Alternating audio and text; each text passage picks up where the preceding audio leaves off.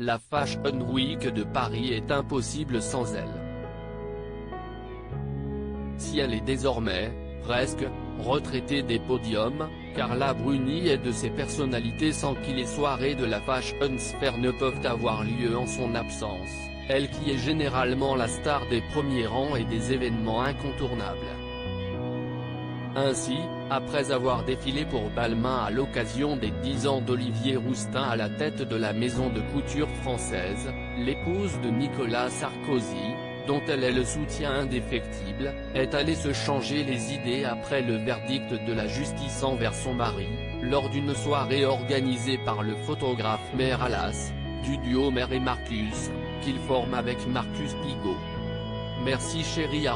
@Mertala de m'avoir invité à ta grande fête, a ainsi écrit Carla Bruni en légende de plusieurs clichés de la soirée, où on la voit notamment entourée du gratin de la mode, de Kate Moss à Naomi Campbell en passant par John Small, Riccardo Tisci, Karlie Kloss et Natalia Vodianova. Un retour au sein de son autre famille, celle de la mode, qu'elle ne manque jamais de retrouver à chaque Fashion Week, où elle répond toujours présente au défilé comme pour ceux de Saint-Laurent, mais aussi Etam. Une délicate attention de la part de l'épouse de Nicolas Sarkozy, qui prouve que même si elle a arrêté sa carrière de mannequin, annoncée en 1997 pour se consacrer à la musique.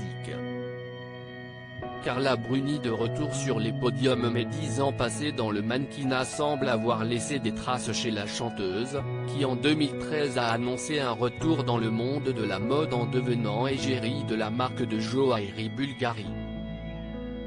Après quoi, elle a accepté quelques shootings pour des maisons de couture, mais surtout, de revenir sur les podiums pour rendre hommage à des créateurs, comme ce fut le cas en 2017 lors d'un défilé Versace en hommage à Gianni Versace. Le couturier, mort assassiné en 1997 devant sa maison de Palm Beach en Floride, était un ami proche de Carla Bruni qui à chacun de ses anniversaires ne manque pas d'avoir une pensée pour lui. Et récemment, elle a réservé le même honneur à Olivier Rousteing, pour saluer son travail chez Balmain.